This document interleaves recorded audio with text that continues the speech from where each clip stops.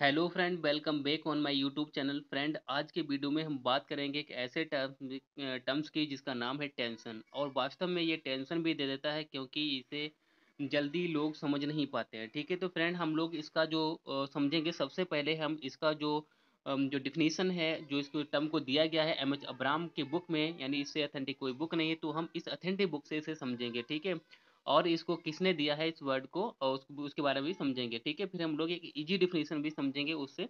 तो देखिए, वीडियो के लास्ट तक बने रहिएगा।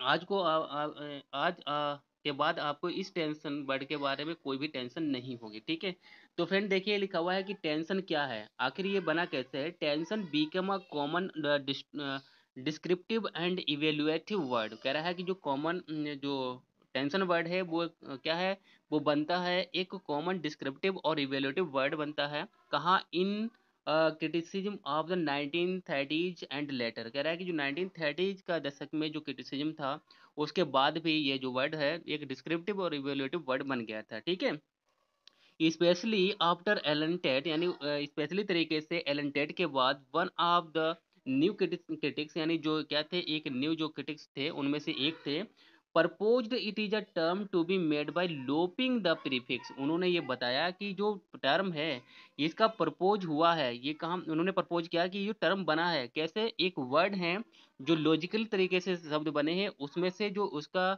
लोप कर दिया गया है, किसका, प्रीफिक्स को लोप कर दिया गया है। वो कौन से वर्ड हैं? Terms, extension and intention.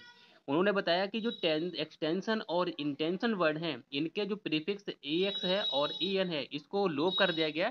इसी वर्ड से क्या बन गया? टेंशन बन गया। ठीक है, in technical logic, the intension word is the set of abstract attributes which must be possessed by any object। यहाँ पर इन्होंने एक बात की कही है, कहा है कि the intention of a word is the set of abstract attribute। यानी जो इंटेंशन वर्ड है वो एक सेट है किस पर? abstract attributes जो होते हैं, हमारे अमूर्त जो गुण होते हैं उन पर सेट होता है। Which must be possessed by any object, जो किसी एक ऑब्जेक्ट से के जरिए क्या होता है? पजेस्ट होता है। To which the word can be literally applied, जिसमें ये लिटरली तरीके से उस वर्ड को अप्लाई किया गया होता है। ठीक है, एंड एक्सटेंशन का इन्होंने क्या बताया कि एक्सटेंशन ऑफ अ वर्ड, यानी जो एक्सटेंशन जो वर्ड का होता है, is the class of concrete object.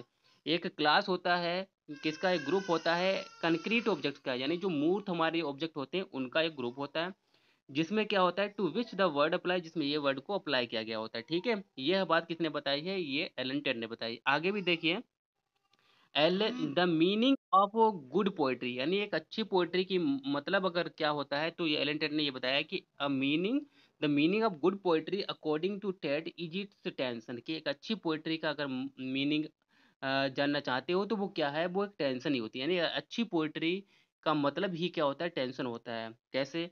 The fully organised body of all extension and intention that we can find it.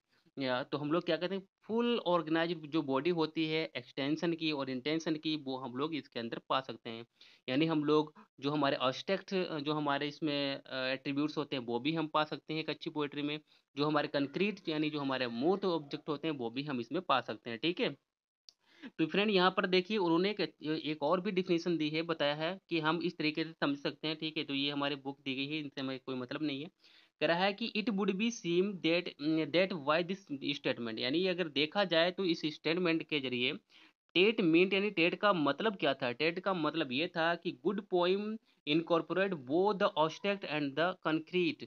कह रहा है कि जो टेट ने बताया है कि टेट का मतलब ये था कि जो एक अच्छी पोइट्री होती है उसमें दोनों इनकॉर्पोरेट्स होने चाहिए। क्या चीजें? ऑब्स्ट्रैक्ट एंड कंक्रीट, यानी दोनों उसमें ऑब्जेक्ट उसमें सम्मिलित होने चाहिए। ठीक है, एक अच्छी पोइट्री की यही पहचान होती है।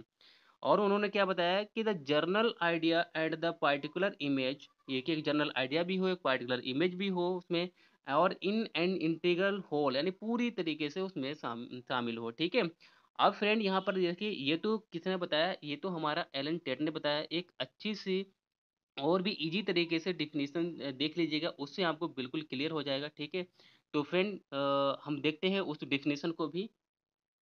तो फ्रेंड यहाँ पर देखिए, एक डिफिनीशन है जो हमने बनाई हुई है, बहुत ही अच्छी डिफिनीशन है, बहुत ही इजी वे तरीके से आपको समझ में आएगी।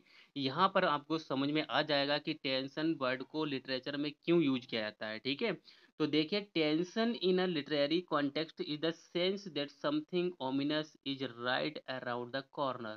कह रहा है कि टेंशन जो अगर हम बात करें लिटरेरी कॉन्टेक्स्ट में, तो ये ओमिशन होता है किसी एक राइट वर्ड का। ठीक है, राइट वर्ड का मतलब किसी वर्ड का एक उसमें एक ओमिशन होता है। ठीक है, अभी हम लोगों ने एम एच ब्राम वाली किताब में देखा था। अब यहाँ पर देखिए, कह रहा है कि building a large amount of tension as a writer keeps your readers engaged up until the end of the poetry. यानी जो राइटर होता है, एक ऐसी टेंशन उसमें पैदा करता है पोएट्री के अंदर, यानी अपने वर्क के अंदर, जिसमें जो रीडर होता है, ठीक है, उसको क्या हो जाता है, वो उस टेंशन से बाहर नहीं निकल पाता है। तो उसको क्या हो जाता है, यानी वो क्यूरियस हो जाता है जानने के लिए, और भी आगे और भी आगे और भी आगे, कि आगे क्या होने वाला है, आगे क्या होने वाला है, आगे क्या होने वाला है। तो ये जो चीज होती है, जो राइटर उसमें सस्पेंशन पैदा करता है किसी पोएट्री में, तो वो जो रीडर होता है, वो बीच में लीव नहीं करता है पोएट्री को, यानी किसी वर्क को पढ़ते समय वो अंत तक पढ़ता है, पूरी पोएम पढ़ देता है। तो उसमें हम लोग जानते हैं, जैसे कि हम लोग कोई भी सस्पेंशन वाली हम लोग मूवी देखते हैं कि अब इसमें क्या होगा, अब इसमें क्या होगा, तो उसी तरीके से हम लोग धीरे धीरे पूरी मूवी को देख लेते हैं। ठीक है, तो हमें बाद में लास्ट में पता चलता है कि हाँ ऐसा क्यों हुआ। तो इसी तरीके से जो राइटर होता है, वो टेंशन देता है अपने रीडर्स को, इसीलिए क्योंकि वो अंत तक बने रहें। ठीक है, पूरी तरीके से इंटरेस्ट लेकर पूरे उसके वर्क को पढ़ें। ठीक है, यही बात कहना चाहता है। और वो क्या क्या कहता है कि mystery novels are full of tension. आपने देखे होंगे जो हिस्टोरिकल यानी जो मिस्ट्री से रिलेटेड जो नोवेल होते हैं, पूरे टेंशन से भरे होते हैं, क्योंकि उसमें क्या होता है, रहस्य होता है, हम लोग पता नहीं होता है कि आगे क्या होने वाला है। तो हम लोग उसी के उस रहस्य को जानने के लिए हम लोग क्या होते हैं, पढ़ते रहते हैं। एंड फॉरवर्डिंग, फॉरवर्डिंग का मतलब आगे क्या होगा। ठीक है, आगे क्या होने वाला है उसके बारे में हम लोग जानने के लिए पढ़ते रहते हैं। And they generally feature tense sense from beginning to end. और क्या होता है, एक ऐसा मतलब ये अच्छी पोइट्री की और अच्छे नोवेल की, जो हमारे मिस्ट्री नोवेल होते हैं, उसमें ये शुरुआत से हमें क्या पता चलता है, शुरुआत से ये चीज़ें शुरू होने लग जाती हैं और लास्ट तक ये चलती रहती हैं, जिससे राइटर जो रीडर जो होता है, वो बहुत ही इंटरेस्ट लेकर उसमें उस वर्क को पढ़ता रहता है और लास्ट तक पढ़ता रहता है। तो इसलिए जो राइटर है, वो टेंशन वर्ड को लिटरेचर में यूज करता है, और एक अच्छी पोइट्री में आपको ये जरूर वर्ड मिलेगा। ठीक है, तो फ्रेंड, आई होप कि आपको ये टेंशन वर्ड आपको समझ में आ गया होगा, और आप अब इसके बारे में कोई भी टेंशन नहीं करेंगे। ठीक है फ्रेंड, तो फ्रेंड फिर हम एक अच्छे टर्म्स के बारे में लाएंगे आगे भी वीडियो। तो बने रहिएगा हमारे चैनल पर। अगर आप चैनल पर नए हैं तो चैनल को सब्सक्राइब जरूर करें, और वीडियो को लाइक भी जरूर करें। तो फ्रेंड, फिर मिलेंगे एक नई वीडियो के साथ, तब तक के लिए बाय।